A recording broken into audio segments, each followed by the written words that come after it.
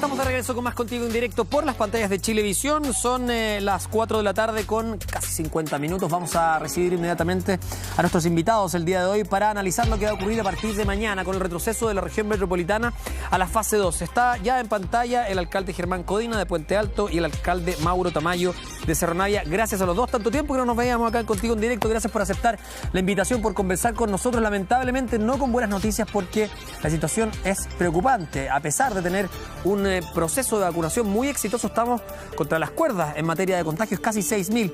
Alcalde Codina, ¿cómo toma la medida de este retroceso generalizado a fase 2?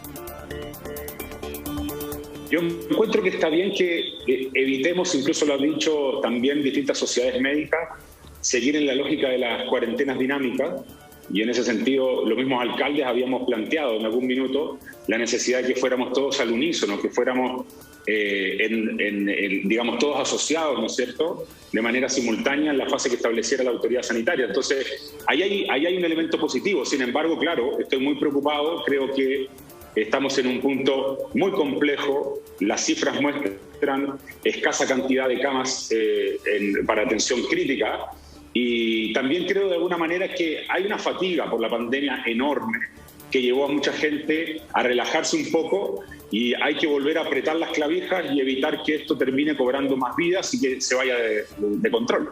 Sí, alcalde Codina, ¿usted cree que sirve, por ejemplo, adelantar el toque de queda? ¿Son medidas que ayudan, por ejemplo, decretar el cierre de los restaurantes a eso de las 8 de la noche, el comercio? ¿Ayuda?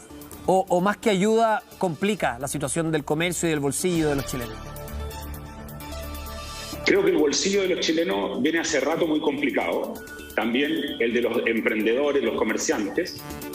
Pero también, si uno lee lo técnico y se va a los informes del Colegio Médico, de la Mesa también, que trabaja este tema, y las distintas sociedades médicas, me refiero, ellos hacen un llamado al gobierno a que se privilegie medidas que tienen que ver finalmente con aspectos de la pandemia y no con lo comercial, ¿ya? Entonces, las restricciones en el ámbito comercial, creo que todos los que están en el ámbito médico las aplauden, incluso las restricciones como las que usted está planteando, pero claramente el Estado, el gobierno, va a tener que salir con nuevos recursos en la medida que esta pandemia se siga prolongando, porque al parecer la inmunidad de rebaño, ¿no es cierto?, que es la lógica con la vacunación, recién va a hacer efecto en varios meses más, y por lo tanto lo que algunos pensaban de que no íbamos a convivir con esta pandemia por un largo periodo va a seguir siendo así. Pareciera que esta pandemia va a tomar la forma casi de la influencia, ¿no? De la influenza. Año a año vamos a tener situaciones complejas que enfrentar. Alcalde Tamayo, ¿cómo ve usted la situación? ¿Cree que ayudan todas estas medidas por separadas, que sean el cierre de los gimnasios, el cierre del comercio anticipado, adelantar el toque de queda, los fines de semana con cuarentena, aforo reducido en cada casa? Mira, la verdad es que una vez más lo que queda en evidencia es que el gobierno llega tarde y mal. O sea, fueron semanas que hemos estado viviendo desbordados con una ocupación casi completa de las camas críticas en todo el país, y finalmente la región metropolitana, lo que está pasando en la Araucanía, la región de los ríos, hoy día la situación es bastante crítica. Entonces siento que estamos tardíamente. Evidentemente, como nos señalaba al principio, esto hoy día, esta luz de esperanza que significa lo positivo del proceso de vacunación, que hay que reconocerlo, el gobierno hizo un tremendo esfuerzo en eso, nos dio, junto con una cantidad enorme de malas decisiones, la pandemia crítica que tenemos hoy día, una situación, una tormenta perfecta. Porque en noviembre ya se alertaba el aumento de contagios, en noviembre de 2020. En cambio, ¿qué se hace? Permitir que la gente pudiese tener fiestas en Navidad y Año Nuevo. Después seguía la situación compleja, y ¿qué se permitió por parte del gobierno? Vacaciones. Cientos de miles de ciudadanos llegando a la quinta región, a la cuarta región, haciendo reventar el sistema sanitario allá, dejando sin vacunas. Entonces, claramente, acá hubo una intención del gobierno en fortalecer lo económico y no lo sanitario. Hoy día pareciera que el jefe que está enfrentando la pandemia no es Enrique París, es el ministro Lucas Palacio, de Economía. Alcalde Tamayo, pero también usted dice, bueno, ¿qué hizo el gobierno? Dio vacaciones. También ¿Cómo se considera o podemos sopesar el otro lado? Había la salud mental, que estaba muy menguada, muy disminuida, muy complicada. Venían las vacaciones y es cierto, probablemente se dio un permiso que algunos consideraron excesivo, pero por otra parte había que saber equilibrar estos platos chinos, porque eran muchos factores los que estaban en juego. ¿Usted hubiera decretado cuarentena, por ejemplo, en otros sectores y no hubiera dado esos permisos?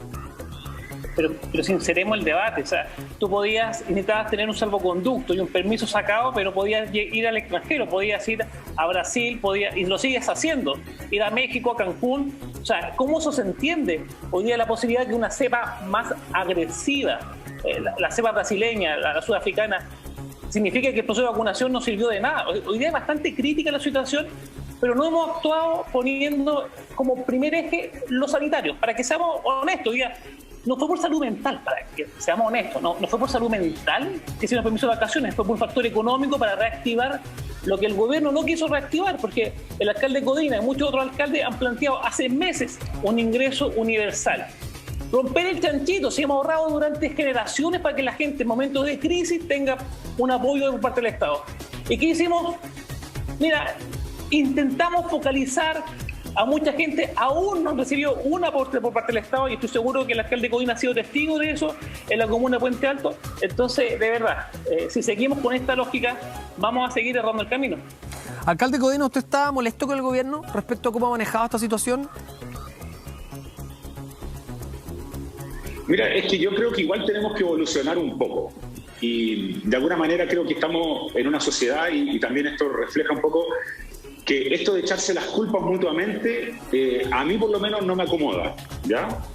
Soy una persona convencida de que todos tenemos algo que hacer para enfrentar esta pandemia. Entonces, cuando usted me dice, oiga, está molesto con el gobierno, de verdad, honestamente, siento que el gobierno ha hecho un esfuerzo tremendo con la vacuna, le ha dado cancha, tiro y lado a otros países incluso más desarrollados con eso. Pero claro, se dio permiso para las vacaciones.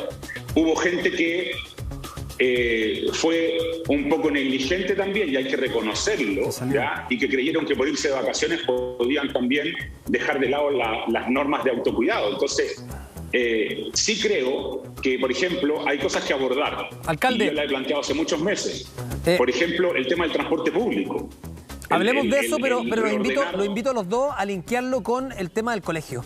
Hay muchos escolares que se movilizan en transporte público, y respecto a eso hay un tema que a nosotros nos interesa mucho, que tiene que ver con este debate. ¿Corresponde o no que los estudiantes hayan vuelto de manera presencial al colegio? El Colegio de Profesores, sin ir más lejos, hoy día dijo que debían posponer el regreso a las aulas hasta que la región metropolitana vuelva a una fase 3. ¿Usted está de acuerdo? ¿Ha tenido problemas además con algunos de sus colegios en Puente Alto?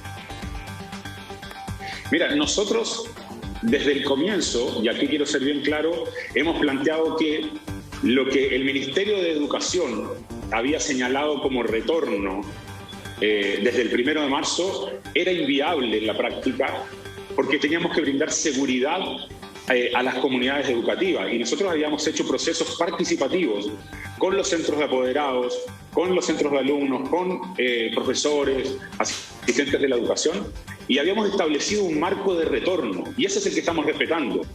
Hay algunos profesores, por ejemplo, que de manera obviamente voluntaria han planteado el retorno a jardines infantiles. Tenemos 4 jardines infantiles, ¿ya?, que estarían en condiciones de retornar las próximas semanas, porque en un proceso de diálogo hemos tratado también de generar las medidas que los mismos profesores y las mismas comunidades educativas nos han requerido. Perdón, entonces, los voy a ir interrumpiendo no porque me queda poquito programa. Me queda poquito programa, entonces quiero darle la palabra varias veces a usted antes de que cerremos. Me quedan los últimos 4 minutos. Alcalde Tamayo, ¿usted está de acuerdo con que los estudiantes sigan en sus casas y no vuelvan a clases hasta que volvamos a fase 3, por ejemplo, considerando las cifras actuales? Mira, es un imperativo ético que los niños vuelvan a clase. Por supuesto, hoy día se corre el riesgo, la UNICEF lo señaló hace pocos días atrás, 3 millones de niños y niñas y adolescentes se queden fuera del sistema escolar, no retornen nunca más.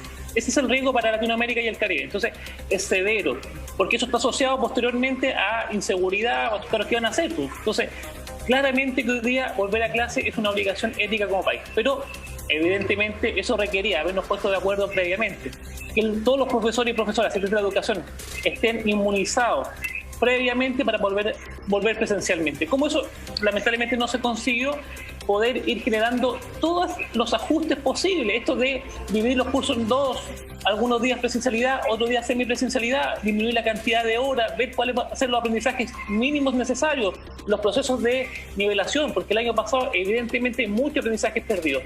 Pero claramente no podemos pasar por alta la recomendación que hace el Colegio Médico, de que en fase 3 avanzar a presencialidad con mayor fuerza, esto de venir todos los días, de estar los niños en el colegio, los niñas en el colegio. Pero esperemos, de verdad, o sea, el gobierno no es muy bueno para escuchar, pero si no nos escuchan los alcaldes... Pero usted, alcalde, bueno, usted es partidario, para terminar este debate, porque se me va el programa, ¿es partidario de que los niños no vuelvan al colegio hasta que volvamos a fase 3? ¿Hasta que mejoren las cifras? ¿Frenaría esto ahora? Sí, claro. O sea, yo comparto la tesis del Colegio Médico en la medida que haya un menor nivel de contagiosidad. No, del Colegio Médico. El Colegio Médico, Asiches ha señalado que debiésemos avanzar cuando estemos en fase 3 a presencialidad y mientras tanto en vías remotas de aprendizaje. Sí, ¿usted, alcalde Codina, está de acuerdo? Mire, insisto, esto no es blanco-negro. Nosotros, por ejemplo, hoy día la Escuela Creación, que es la escuela especial para niños que algunos de ellos tienen distintas discapacidades, por ejemplo, también hay niños que son del espectro autista, hoy día está recibiendo a niños, porque esos padres que estaban encerrados con sus niños durante un año, nos plantearon, y le plantearon a los profesores, la necesidad que les diéramos una forma adecuada, obviamente, segura, de poder retornar a algunos. No volvieron todos, volvieron muy pocos, porque los apoderados tampoco quieren mandar a los niños al colegio.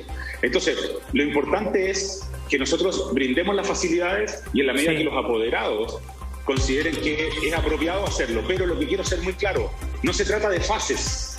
Se trata de que las condiciones de seguridad del establecimiento, del transporte público, etcétera, sean las apropiadas. Y acá hay un tema con el ingreso diferenciado. Se me va el tiempo, alcalde, lo tengo que cortar.